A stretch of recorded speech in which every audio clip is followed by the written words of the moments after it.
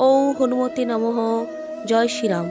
বন্ধুরা, আজ 10 বৈশাখ 23 এপ্রিল মঙ্গলবার পালিত হচ্ছে হনুমান জয়ন্তী। মঙ্গলবার দিনটি বজরংবলী হনুমানজির উদ্দেশ্যে সমর্পিত করা হয়।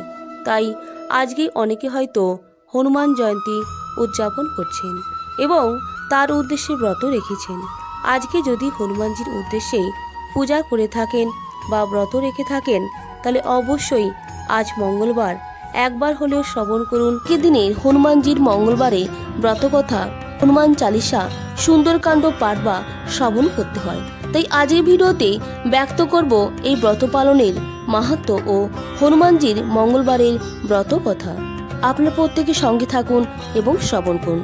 প্রথমে আমরা এই ব্রত পালনের মাহাত্ম্য কথা শ্রবণ করে নেব। আপনারা সকলেই জানেন, তুলসীদাসজি তার লেখা হনুমান চালিসায় বলেছেন, চারযুগ প্রতাপ তুমহারা, অর্থাৎ সত্য, ত্রেতা, দাপরেও কলিযুগেও হনুমানজির প্রতাপ বর্তমান রয়েছে। নিষ্ঠা ভক্তি সহকারে তাকে ডাকলে তাকে সর্বদা পাওয়া যায়। তিনি যে কোনো সংকট থেকে আমাদের রক্ষা করেন।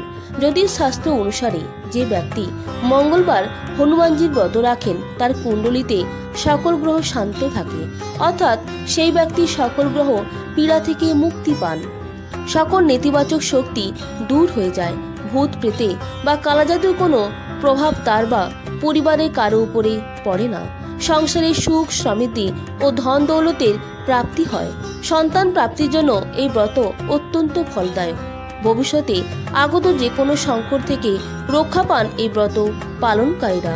এই ব্রত পালনকারীর সকল মনস্কামনা পূরণ হয়, মন নীরব ও শান্ত থাকে। এই ব্রত পালনকারীর উপর বজরংবলীর বিশেষ কৃপা দৃষ্টি সারা বছর বজায় থাকে। এখন আমরা শ্রবণ করে নেব হনুমানজির মঙ্গলবার ব্রত কথা। কোনো এক সময় এক দরিদ্র ব্রাহ্মণ দম্পতি এক বনে বাস করতেন। তাদের মধ্যে একে অপরের প্রতি ভালোবাসা ছিল, কিন্তু তাদের কোনো সন্তান না থাকার কারণে তাদের মধ্যে সন্তানহীনতার এক দুঃখ ছিল। ব্রাহ্মণ প্রতি মঙ্গলবার বনে গিয়ে হনুমানজির পূজা করতেন এবং সন্তান প্রাপ্তির প্রার্থনা করতেন। ব্রাহ্মণ পত্নীও হনুমানজির অনেক বড় ভক্ত ছিলেন এবং মঙ্গলবার করে তার পূজা করতেন। তিনি প্রতি মঙ্গলবার হনুমানজিকে ভোগ নিবেদন করে তবেই আহার গ্রহণ করতেন। এক মঙ্গলবার কোনো কারণে তিনি হনুমানজিকে ভোগ নিবেদন করতে পারলেন না। তিনি অত্যন্ত দুঃখিত হলেন এবং সংকল্প গ্রহণ করলেন যে আগামী মঙ্গলবার হনুমানজিকে ভোগ নিবেদন করে তবেই আহার গ্রহণ করবেন। তিনি তার সংকল্প মতো আগামী 6 দিন উপবাস ছিলেন, কিন্তু আগামী মঙ্গলবার তিনি হনুমানজির পূজা করার সময় অজ্ঞান হয়ে পড়লেন। ব্রাহ্মণ পত্নীর নিষ্ঠা থেকে হনুমানজি প্রসন্ন হয়ে তার সামনে প্রকট হলেন এবং আশীর্বাদ স্বরূপ তাকে এক সন্তান প্রদান করলেন। ব্রাহ্মণী অত্যন্ত খুশি হলেন এবং সেই সন্তানের নাম রাখলেন মঙ্গল।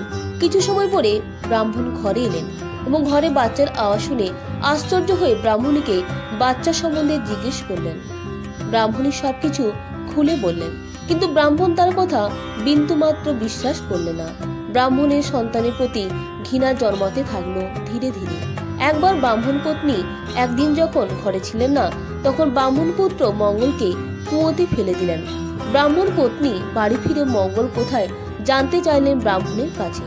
ব্রাহ্মণ কিছু বলার আগেই মঙ্গল মুচকি হাসতে হাসতে সেখানে এসে উপস্থিত হলে ব্রাহ্মণ আশ্চর্য হয়ে যায়।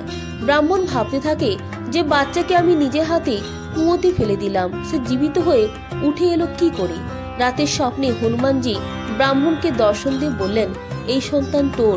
আমি ব্রাহ্মণীর আমার প্রতি নিষ্ঠা ও ভক্তিতে প্রসন্ন হয়ে তাকে আশীর্বাদ স্বরূপ দিয়েছি। এরপর থেকে ওই ব্রাহ্মণ দম্পতি প্রতি মঙ্গলবার হনুমানজির ব্রত পালন করতে লাগলেন। এই ছিল আজকের ভিডিওর মূল আলোচ্য বিষয়বস্তু। আপনারা প্রত্যেকে ভালো থাকবেন, সুস্থ থাকবেন। নমস্কার, ধন্যবাদ। ঈশ্বর আপনার মঙ্গল করুক। হরে কৃষ্ণ, রাধে রাধে, হরি বল।